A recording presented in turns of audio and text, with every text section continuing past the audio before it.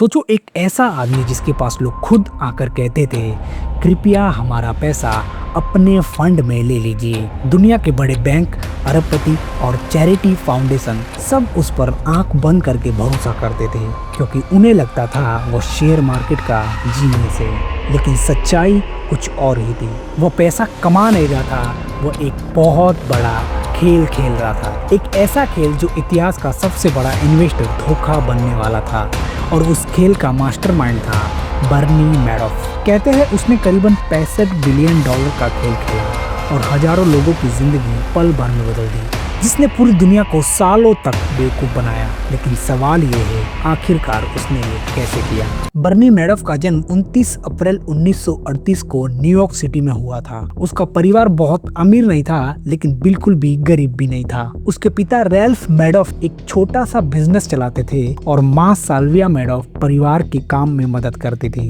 लेकिन एक समस्या हमेशा रहती थी, परिवार का बिजनेस कभी चलता और कभी अचानक घाटे में चला जाता। छोटे बर्नी ने बचपन में ये सारी चीजें देख ली थी कि पैसा कभी भी आ सकता है और कभी भी जा सकता है। यही से उसके दिमाग में एक बात बैठ गई कि पैसा ही असली ताकत है। बर्नी बचपन से ही अलग था। जहाँ दूसरे बच्चे खेलते थे वहाँ बर्नी अक्सर ये सोचता था कि पैसा कैसे कमाया जाए। छोटी उम्र में उसने कई छोटे छोटे काम किए, जैसे अखबार बांटना, छोटे मोटे काम करना और समुद्र किनारे लाइफ गार्ड की नौकरी करना। इन कामों से जो भी पैसा मिलता वह उसे बचा के रखता और धीरे धीरे उसने कुछ $1000 जमा कर लिए। स्कूल खत्म होने के बाद बर्नी ने एडमिशन लिया हॉस्ट्रा यूनिवर्सिटी में। उसे पढ़ाई में खास तौर पर 2 चीजें पसंद थी, गणित और बिजनेस। लेकिन असली बदलाव तब आया जब उसने पहली बार वॉल स्ट्रीट के बारे में सुना। न्यूयॉर्क में एक जगह है वॉल स्ट्रीट। यह दुनिया की सबसे बड़ा वित्तीय इलाका माना जाता है।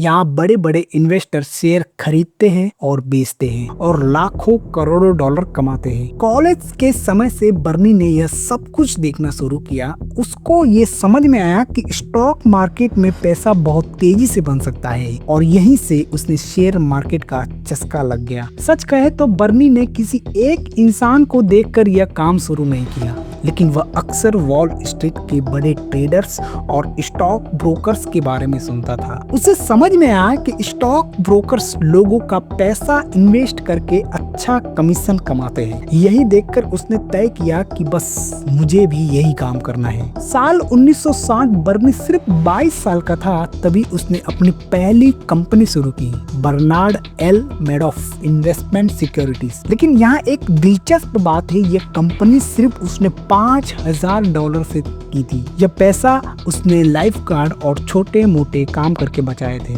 शुरुआत में बर्नी कोई बड़ा इन्वेस्टर नहीं था, वह बस एक स्टॉक ब्रोकर की तरह काम करता था। उसका काम था लोगों को लिए शेयर खरीदना और शेयर बेचना और इसके बदले वो कमीशन कमाता था। 1970 के दशक में बर्नी ने एक ऐसा काम किया जो उस समय बहुत कम लोग करते थे। उसने शेयर ट्रेडिंग में कंप्यूटर और इलेक्ट्रॉनिक सिस्टम का इस्तेमाल शुरू कर दिया। उस समय ज्यादातर ट्रेडिंग फोन और कागज से होती थी, लेकिन बर्नी की कंपनी में ट्रेडिंग बहुत तेज और आधुनिक हो गई। इससे हुआ क्या कि बड़े इन्वेस्टर उसकी कंपनी से जुड़ने लगे। ट्रेडिंग तेजी से बढ़ने लगी, उसकी कंपनी लाखों और फिर करोड़ों डॉलर के ट्रेड करने लगी। धीरे धीरे बर्नी मैडॉफ वॉल स्ट्रीट का एक बड़ा नाम बन गया। उसकी प्रतिष्ठा इतनी बढ़ गई कि वो एक समय पर नेस्डेक का चेयरमैन भी बन गया। अब लोग सोचते थे अगर यह आदमी नेस्डेक का चेयरमैन रह चुका है तो ये जरूर भरोसेमंद होगा, और यही भरोसा आगे चलकर उसकी सबसे बड़ी ताकत बन गई। लेकिन यहीं से उसकी कहानी पलटने वाली थी। शुरुआत में बर्नी सच में शेयर ट्रेडिंग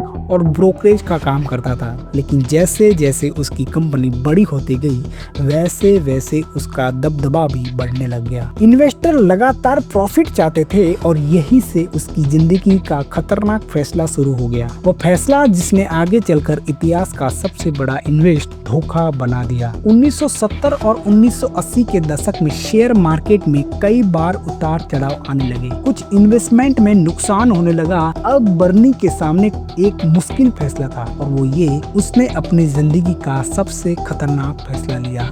उसने झूठ बोलने का रास्ता चुना। बर्नी ने अपने इन्वेस्टर को नकली अकाउंट स्टेटमेंट भेजने शुरू किए। उन कागजों में लिखा होता था, आपका पैसा बढ़ रहा है, आपको अच्छा मुनाफा मिल रहा है, लेकिन सच्चाई यह थी, असल में कोई इन्वेस्ट हो ही नहीं रहा था। कोई इन्वेस्टर अगर अपना पैसा निकालना चाहता तो बर्नी नए इन्वेस्टर के पैसे लेकर पुराने इन्वेस्टर को पैसे दे देता। यही तरीका बाद में पूरी तरह बदल गया एक स्कैम में, जिसे कहते हैं पोंजी स्कीम। इस स्कीम का तरीका बहुत चालाक था। मान लो 10 लोगों ने पैसा इन्वेस्ट किया, कुछ समय बाद 20 नए लोग इन्वेस्ट करने आए तो बर्नी नए इन्वेस्टर से पैसा लेकर उसी पैसे से पुराने इन्वेस्टर को मुनाफा दे देता। यानी पुराने इन्वेस्टर खुश और नए इन्वेस्टर उत्साहित, और बीच में बर्नी अरबों डॉलर का मालिक। सबको लगता था कि वो जादू से पैसा बना रहा है। बर्नी सिर्फ एक बिजनेसमैन नहीं था, वो कभी नेस्डे का चेयरमैन भी रह चुका था।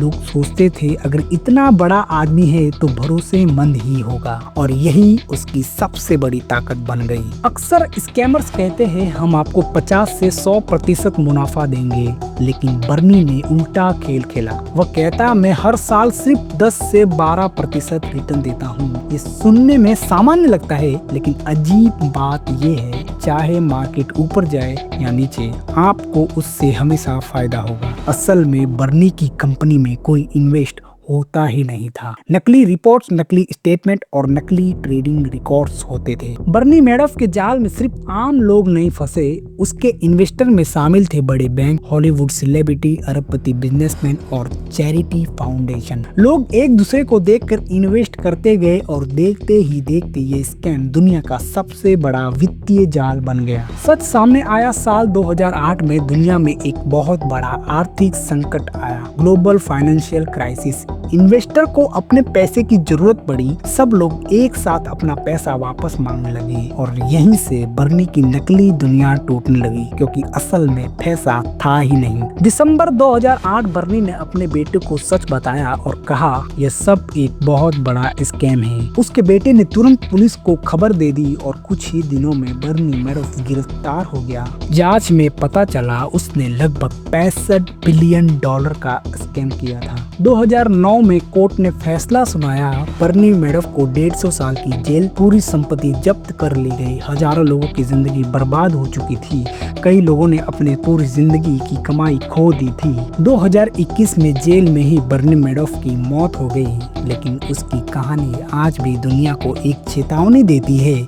अगर कोई निवेश हमेशा फायदा दे, अगर कोई आदमी कहे कि इसमें कोई जोखिम नहीं है, अगर सब लोग आंख बंद करके भरोसा करने लगे, तो समझ लो कहीं ना कहीं एक बहुत बड़ा झूठ छिपा हो सकता है, क्योंकि सबसे बड़ा धोखा अक्सर सबसे भरोसेमंद चेहरे के पीछे छुपे होते हैं।